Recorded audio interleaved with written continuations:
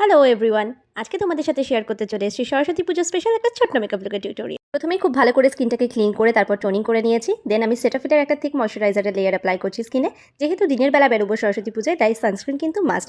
এখানে আমি ডার্মাকোয়ের 1% হাইড্রোরনিক অ্যাসিডের সানস্ক্রিনটা ইউজ করছি।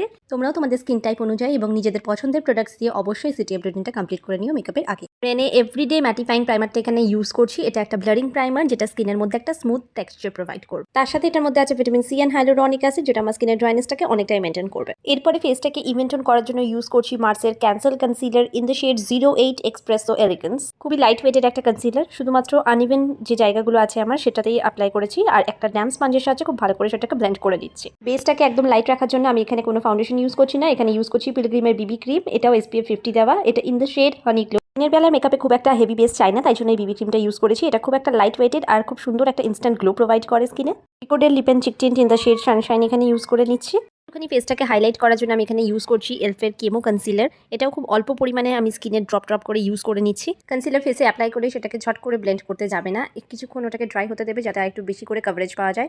দেখো কিছুক্ষণ ড্রাই হওয়ার পর সেটাকে আমি ভালো করে ব্লেন্ড করে নিচ্ছি ড্যাম্প স্পঞ্জের সাহায্যে। এরপরে ব্লু হেভেনের একটা কন্ট্রোল স্টিক নিয়ে শুধুমাত্র আমার ফোরহেডের অংশটুকু আমি একটা ডেন্স ব্রাশ দিয়ে সুন্দরভাবে কন্ট্রোল করে নিলাম। পুরো ফেসটাকে এখানে সেট করছি মেবলিনের একটা কম্প্যাক্ট দিয়ে। এরপরে করবো আমরা আই মেকআপ। আই বেসের জন্য আমি এখানে এলভের কেমো কনসিলারটাকে ইউজ করেছি এবং এটাকে খুব ভালোভাবে মিনি ব্লেন্ডার দিয়ে ব্লেন্ড করে নিলাম। এরপরে একটা লাইট ব্রাউন কালারকে পুরো লিডের মধ্যে খুব ভালোভাবে ব্লেন্ড করে নেব, আর আউটার ভিটাকে আমি আরেকটু ডার্ক কালারের ব্রাউন কালার দিয়ে ব্লেন্ড করে দিয়েছি। এরপরে দেখো এই গোল্ডেন কালারের শিমারটাকে আমি প্লেস করে দিয়েছি পুরো ক্রিজ অবধি। এরপরে আমি জেল আইলাইনারটাকে প্লেস করছি একদম আইল্যাশের উপর বরাবর এবং এটাকে ব্ল্যাক কালারের শ্যাডো দিয়ে ভালো করে স্মাচ করে নিয়েছি। এটাকে একটু ভালো করে স্মাচ করে একটুখানি টানা লাইনারের মতন এফেক্ট দেবো। আর দেখো একদম লোয়ার ল্যাশ লাইনেও আমি ওই ব্ল্যাক আর ব্রাউন কালার দিয়ে স্মাচ করে ইনার কর্নারটায় আমি একটুখানি গোল্ডেন শিমার অ্যাপ্লাই করে দিয়েছি। এরপরে লাগিয়ে দিচ্ছি মাস্কারা ইউজ করেছি আমি ব্লু হেভেনের। জেল আইলাইনারটা আমি ইউজ করছি সুইস বিউটির। এরপরে করে নেবো আমি আইব্রোটাও আমি সুইস বিউটির ওই পমেরটা থেকেই করে নিয়েছি। এখানে মার্সের একটা eyebrow stick in the shade deep brown কালারে আমি এখানে ইউজ করেছি। এটা দিয়ে আইব্রোটাকে ফিল করে খুব ভালো করে স্পুলিটা দিয়ে ব্রাশ করে নিলাম যাতে কোনো রকমের এডজেস না থাকে। পরে আমি এখানে একটা ক্লিন ব্রো জেল ইউজ করেছি, এটা মিস ক্লেয়ারের। এটা দিয়ে আমি আইব্রোটাকে খুব ভালো করে সেট করে নিয়েছি। এক্সেস পাউডারটাকে আমি একটু ডাস্ট অফ করে নিয়ে এখানে মার্সের একটা ব্লাশ আমি এখানে ইউজ করে নিচ্ছি।